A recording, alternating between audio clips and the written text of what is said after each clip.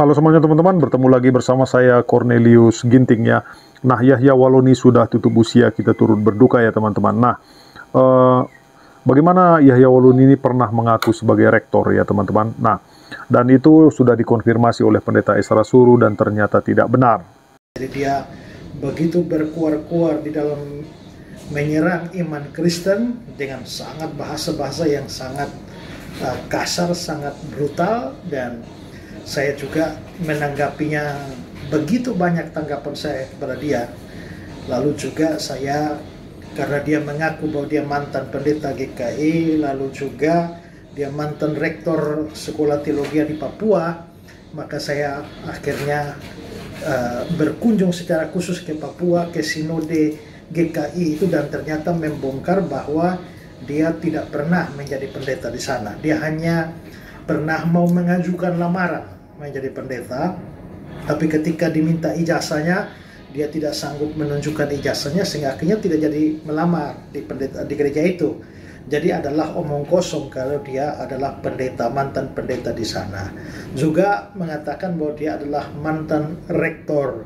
Saya juga pergi ke Papua sana dan Universitas Kristen Papua, bertemu dengan pengurus sekolah Universitas Kristen Papua itu, dan ternyata dari semua dokumen-dokumen yang telah dibongkar dan ditunjukkan itu membuktikan bahwa dia tidak pernah menjadi rektor di Universitas Kristen Papua, termasuk sekolah teologi Calvinis itu ya. Nah, kalau saudara mau tahu tentang bagaimana, sungguh sangat disayangkan ketika seseorang yang pernah mengaku rektor dan pendeta tanpa bukti yang sah, tanpa pengakuan lembaga, kemudian justru memilih menyerang iman yang pernah diakuinya. Klaim besar tanpa dasar hanya melemahkan kredibilitas, bukan kebenaran Injil. Kini ia telah berpulang. Ya, Yahya Waloni ya teman-teman, menutup hidup di dalam pilihan yang meninggalkan Kristus. Tetapi biarlah ini menjadi pengingat, bukan semua yang mengaku pernah percaya sungguh mengenal Dia ataupun mengenal Yesus. Sebab pengenalan akan Kristus bukan soal gelar, tetapi hubungan yang hidup dengan Tuhan.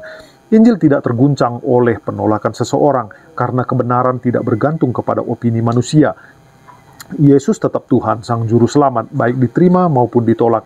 Ketika kita masih hidup, dipanggil untuk tetap setia, karena akhir hidup setiap orang akan membuktikan di mana ia berdiri. Kiranya ini menjadi pelajaran agar kita tidak hanya mengenal nama Yesus, tetapi sungguh hidup di dalam kebenarannya hingga akhir hidup kita.